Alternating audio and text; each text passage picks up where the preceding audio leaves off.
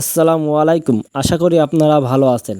আপনারা ভিডিওতে দেখতে পাচ্ছেন প্লাস্টিকের নেট খোপের ভিতর বিছানো হচ্ছে। আমার এই খোপের মধ্যে আমি 100 করে 200 পাখি রাখছি মোট। রাখার পর দেখি এদের খাতি চলতি শুতে অনেক কষ্ট হচ্ছে।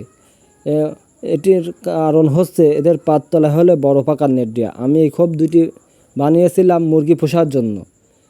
এই জন্য আমি ওই পাখি তোলার পরে এই সমস্যায় হয়, তাই দেখে আমি প্লাস্টিকের বস্তা কেটে বিছিয়ে তার উপর কিছু কাঠের বসি দিয়েছিলাম। এই দেখে ভাইয়া বলল এ কাজ করা যাবে না, আমি বাজার থেকে জিরো ফাঁকা নেট আনতেছি।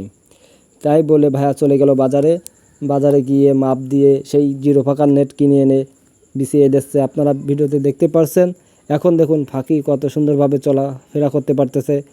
এবার প্রথম তলায় নিচের তলায় দেখতে পাচ্ছেন ভাইয়া খাবারের টব বের করে এখন প্লাস্টিকের নেট বাকিটা বিছিয়ে দেবে। এই যে সালার বস্তায় ভুসি দিয়ে আমি রেখেছিলাম, এখন তাই বের করতেছে।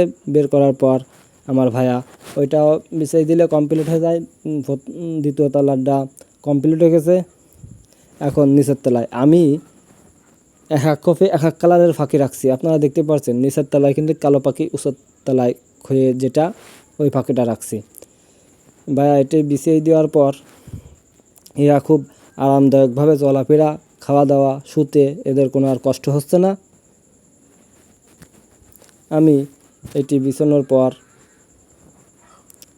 খাবার খেতে দিলাম, পানি দিলাম। দেওয়ার পর দেখি এরা ভালোই দৌড়াদৌড়ি করতেছে।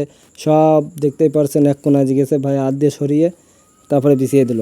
এই যে পানি আর খাবার দেওয়ার পর আমি দেখি এরা ভালোভাবে দৌড়াতে পারতেছে, খেতে পারতেছে, আরও অসুবিধা হচ্ছে না। আপনারা চাইলে এরকম ছোটোখাটো একটি খুপি বানিয়ে কোয়েল পাখি পুষতে পারেন অথবা মুরগিও পুষতে পারেন, ভালো হয়। কোয়েল পাখিতে আমি এই পাখি দিয়ে ডিম পাড়াবো, এই জন্য আমি বেছে বেছে মায়া যতদূর সম্ভব আমি মায়া পাখি এনে রেখেছি। এরপরও আরেকবার বাঁচবো মায়া মদ্দা, কারণ ছোটো থাকতে ভালোভাবে বোঝা যায় না।